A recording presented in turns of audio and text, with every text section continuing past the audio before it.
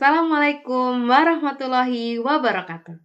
Salam sejahtera dan salam sehat bagi kita semua.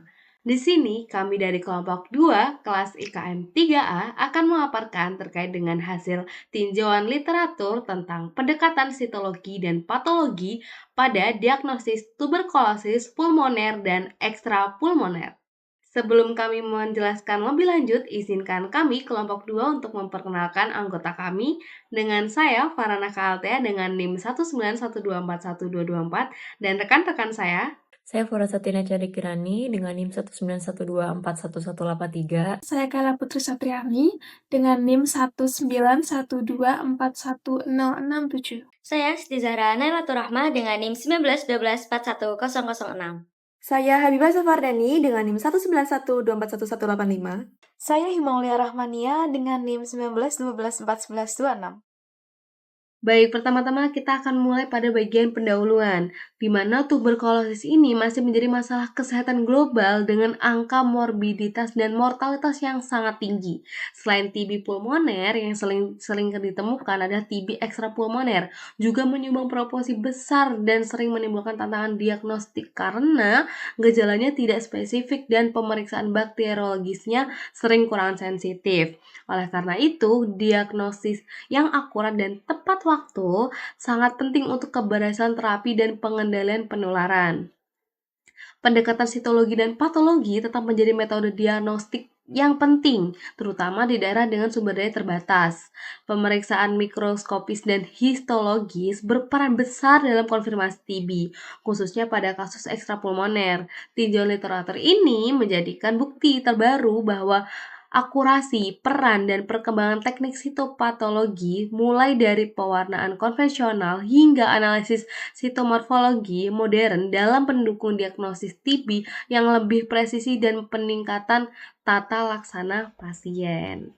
Selanjutnya saya akan menjelaskan bagaimana kelompok kami menentukan kata kunci untuk pertanyaan penelitian yang kami gunakan dalam literatur review kami yang berjudul Pendekatan Sitologi dan Patologi pada Diagnosis Tuberkulosis Pulmoner dan Ekstrapulmoner.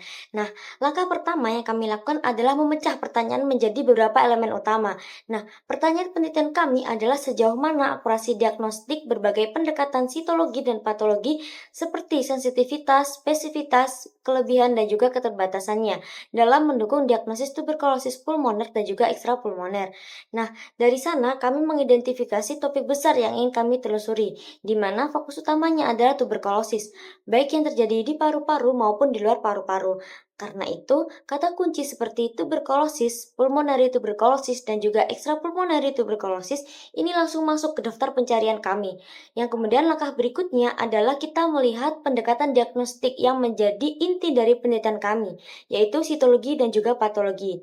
Nah, di bagian ini kami memasukkan kata kunci seperti sitologi, kemudian fine needle aspiration, histopatologi, dan granuloma, karena istilah tersebut paling sering muncul dalam studi terkait diagnosis TB yang berbasis jaringan dan juga sel.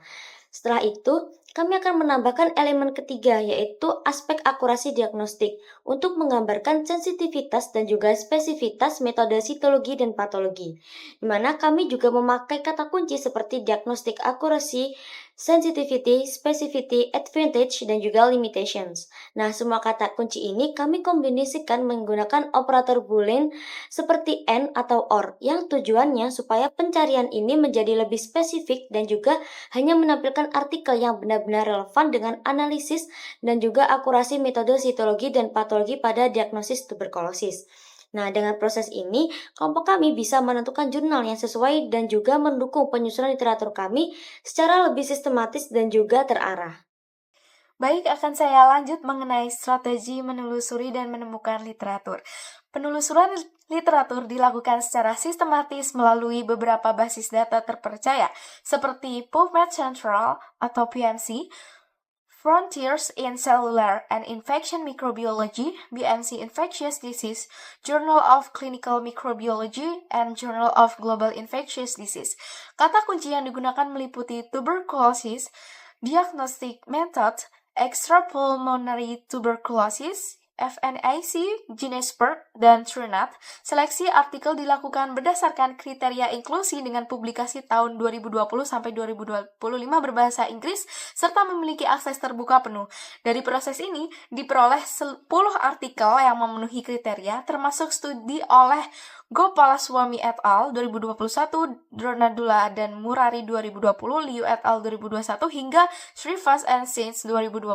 Setiap artikel kemudian dianalisis berdasarkan fokus penelitian, metode, hasil utama, dan keterbatasan untuk menghasilkan tesis yang komprehensif mengenai inovasi diagnosis tuberkulosis. Di sini saya akan menjelaskan tentang jenis literatur yang dibaca. Jadi literatur yang digunakan dalam kajian ini berasal dari jurnal ilmiah internasional bereputasi terbit tahun 2020 sampai 2025 dan seluruhnya telah melalui proses peer review. Sumber utama mencakup Frontiers in Cellular and Infection Microbiology, BMC Infectious Disease, dan European Journal of Medical Research, dengan fokus pada pendekatan sitologi dan patologi dalam diagnosis tuberkulosis. Tidak ada sumber dari buku teks atau laporan non-ilmiah sehingga seluruh referensi memiliki validitas metodologis yang kuat.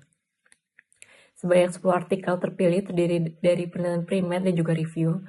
Penelitian primer mengevaluasi efektivitas metodologi seperti FNAC, pewarnaan ZN, Gene Expert MTB atau RIF, dan Trunet, sedangkan artikel review menyediakan sintesis perkembangan diagnosis TB terbaru.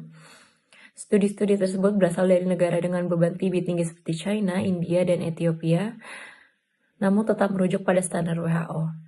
Secara keseluruhan, literatur ini memberikan pemahaman komprehensif mengenai kemajuan, tantangan, dan juga akurasi metode histologi dan patologi dalam mendiagnosis TB pulmoner dan ekstrapulmoner. Selanjutnya, saya akan menjelaskan rangkuman problem penelitian yang kami temukan dari 10 jurnal terkait pendekatan sitologi dan juga patologi pada diagnosis tuberkulosis baik pulmoner maupun ekstrapulmoner.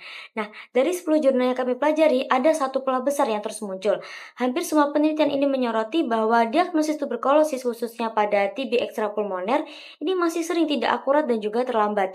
Nah, ini terjadi karena metode konvensional seperti pewarnaan Ziehl-Neelsen, kultur, dan juga pemeriksaan sitologi biasanya memiliki sensitivitas yang rendah, baik pada kasus EPTB yang bersifat pausibasiler yang artinya jumlah basilnya ini sangat sedikit, sehingga pemeriksaan mikroskopisnya ini sering tidak mampu mendeteksinya. Selain itu, setiap jurnal juga menunjukkan bahwa variasi sensitivitas dan juga spesifisitas antara metode sitologi, histopatologi, dan juga tes molekuler. Nah, variasi ini bisa menimbulkan kesenjangan empiris di mana kita belum benar-benar tahu bagaimana metode yang paling akurat untuk jenis sampel tertentu. Kemudian, beberapa jurnal juga membahas kesenjangan secara teoritis, misalnya perbedaan patologis pada respon imun pada TB hati dibandingkan dengan TB paru. Nah, perbedaan ini bisa mempengaruhi hasil diagnostik, tapi belum banyak diteliti. Nah, secara keseluruhan semua jurnal ini sepakat bahwa kita membutuhkan evaluasi komprehensif terhadap akurasi berbagai metode sitologi dan juga patologi, yang meliputi sensitivitas, spesifitas, kelebihan, dan juga keterbatasannya, agar diagnosis TB ini bisa lebih cepat, tepat, dan dapat diterapkan di wilayah dengan sumber daya terbatas. Baik, selanjutnya saya akan menjelaskan tentang konsep dan informasi yang didapatkan dari literatur.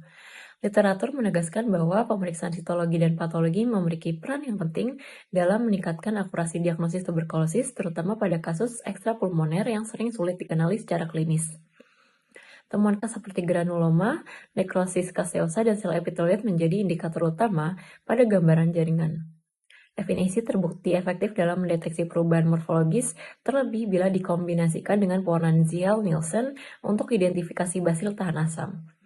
Di sisi lain, metode molekuler seperti Gene Expert dan Trunet memberikan hasil yang cepat, sensitif, serta mampu mendeteksi resistensi obat, sehingga memperkuat proses konfirmasi diagnosis.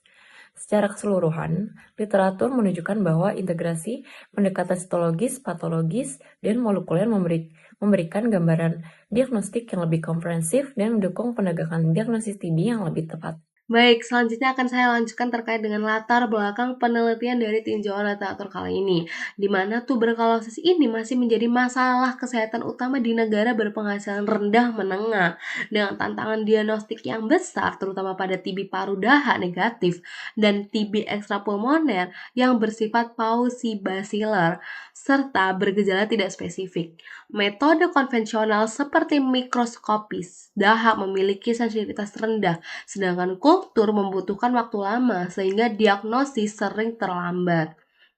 Perkembangan teknologi seperti Expert MTB atau RIV dan TrueNAT memungkinkan deteksi cepat mikrobakterium tuberkulosis sekaligus resistensi obat.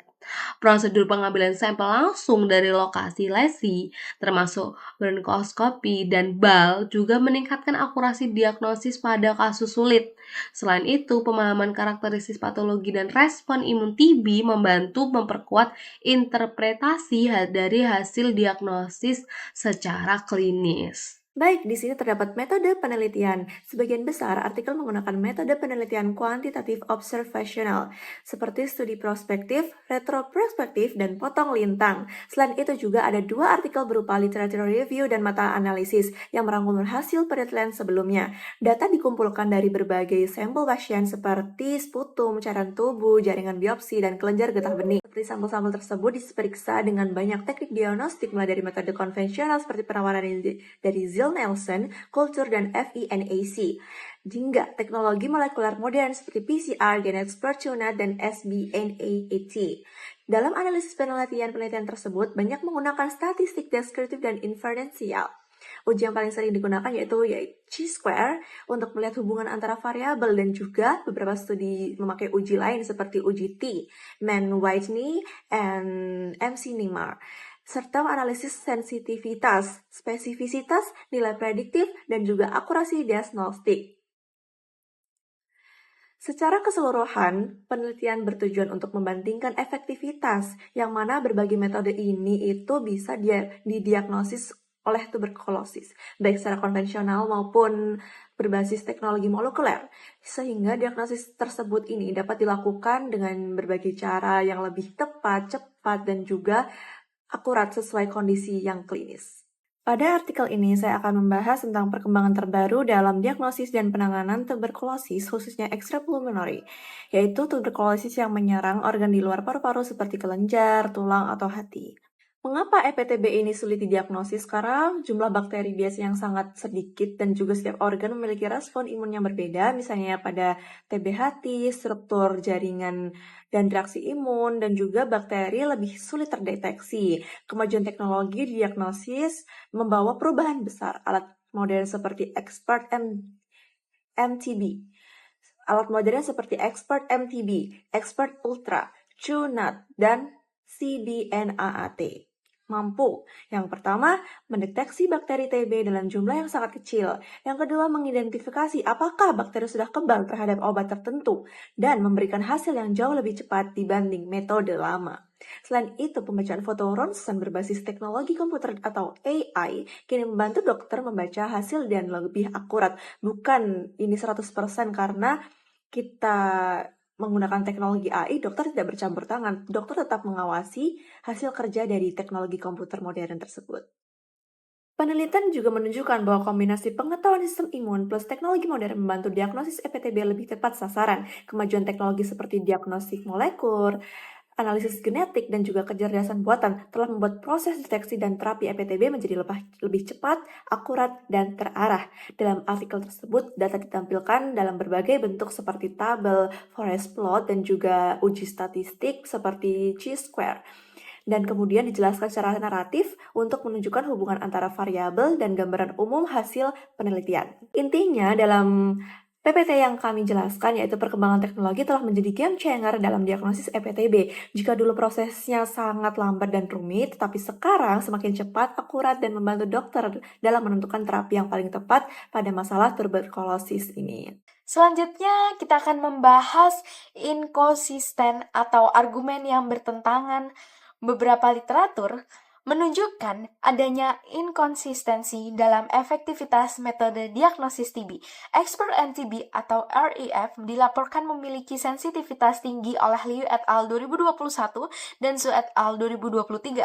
Namun temuan Dronadula dan Murari 2020 menunjukkan bahwa pada jenis sampel tertentu, performa CBNAAT justru lebih rendah dari mikroskopis. Sensitivitas FNIC dan TrueNAT juga bervariasi tergantung jenis jaringan, sebagaimana ditunjukkan oleh Kumbi et al. 2024 dan Sisodia et al. 2024, New et al. 2024 menyoroti respons imun hati yang berbeda dari studi lain. Sementara Gahlout et al. 2024 menemukan ketidaksesuaian antara hasil kultur dan molekuler. Selain itu, Srivas dan Singh 2025 mencatat adanya kesenjangan akses terhadap teknologi diagnostik modern.